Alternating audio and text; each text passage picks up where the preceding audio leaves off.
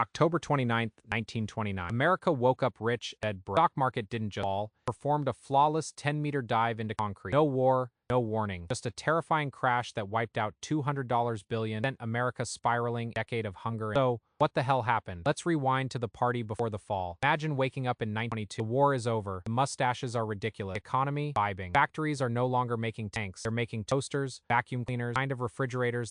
Ice boxes are for peasants. New York's skyline shoots up like it's on steroids. Jazz music becomes the Wi-Fi of the 20s. Loud everywhere. Nobody fully understands how it works. The economy is booming. People genuinely believe the good times will last forever. Even economists said something like, "Trust me, this decade absolutely roaring. Engines of growth, they're humming." The Model T rolls off assembly lines faster than ever thanks to Henry Ford's moving belt. In what used to take 12 hours now takes 90 minutes. Cars flood the auto plants explode with demand. Oil, steel, rubber, every linked in gets pulled into the upstream. The American economy just growing, revving. As cities flourish with electricity and luxury, America falls in love with gadgets like radio. 10 million homes have radios by 19, meaning 10 million homes now hear both Al Jolson and 30 different soaps, glorious AM. But while cities are partying, rural America is struggling to get on the dance. Farmers once rich from wartime demand now face plummeting prices, so they borrow to modernize. But the shiny new tractors don't save them. They just help them go broke slightly. Meanwhile, urban America discovers its new favorite hobby, buying stuff they can't. Welcome to the era of buy now, pay later. Want a radio? Finance. Car? Finance. Stock in a company that makes hats for dogs? Definitely finance. Banks, thrilled by this innovation, offer installment plans, one with a pulse. The financial equivalent of saying, "Sure, I'll marry you. We've been on 2 dates." But the true heart of the mania lies on Wall Street. Stock market becomes Disneyland for adults. Margin loans let anyone buy $100 of stock with just $10. The remaining dollars? Who cares? A few stocks only go up, right? Even the Barber knew. Trust me, utilities are hot. Made a killing in stocks.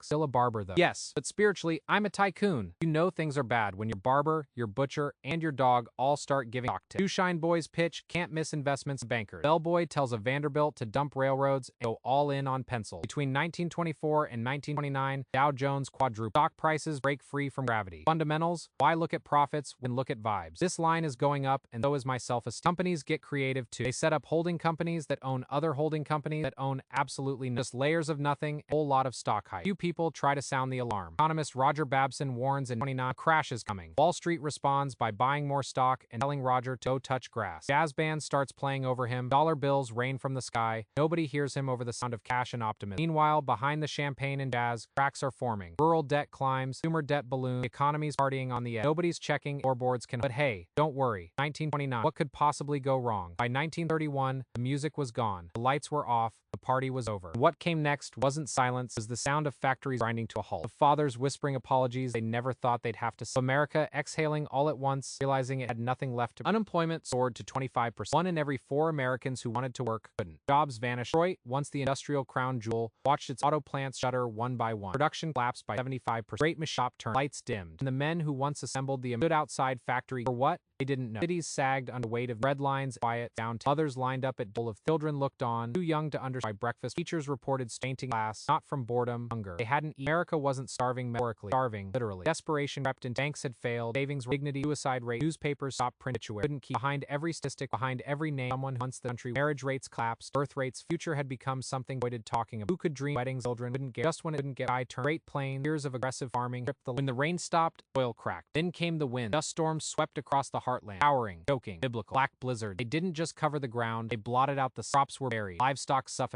Homes filled with families off through woke up coated in Oklahoma, Texas, millions. They packed everything they had in broken down cars, drove west, facing rumors of jobs and hadn't yet. California or bust. For many, just bust. Washington, President Hoover tried to hold the encouraged volunteers, offered modest program, even launched the Hoover Marvel, but it couldn't feed the hungry. Chicago shelter refused large-scale federal, called it on it. By then, people had stopped listening. His name became shorthand suffering. Hoovervilles, shanty towns, wrap and cardboard. Hoover blanket, newspapers, Hoover flags, pockets side out. His legacy wasn't just concrete, cold, hunger, then something cracked. Summer 9, thousands of World War I veterans, desperate and rotten, marched to Washington. They had been promised bonuses service decades, but they needed them. The American economy wasn't just growing, revving. Cities flourished with electricity, luxury. America fell in love with gadgets. 10 million homes now heard both Al Jolson, 30 glorious. But while cities were partying, rural America was struggling to get on. The farmers once rich for wartime now faced plummeting, so they borrowed to modernize. Shiny new tractors saved them, helped them go broke slightly. Meanwhile, urban America discovered its new favorite hobby, buying stuff they couldn't afford. Welcome to the era of buy now, pay later. Want a radio? Finance. R. Finance. Stock in a company that makes hats for dogs? Definitely finance. Banks, thrilled by this innovation, offered installment plan with a pulse. It was the financial equivalent of saying, sure, I'll marry you. We've been on 2 dates. But the true heart of the mania on Wall Street stock market became Disneyland for adults. Margin loans let anyone buy $100 of stock with just $10 down. Remaining $90? Who cares? It's the future. Stocks only go up, right? Even the barber knew. Trust me, utilities are hot. I made a killing in stocks.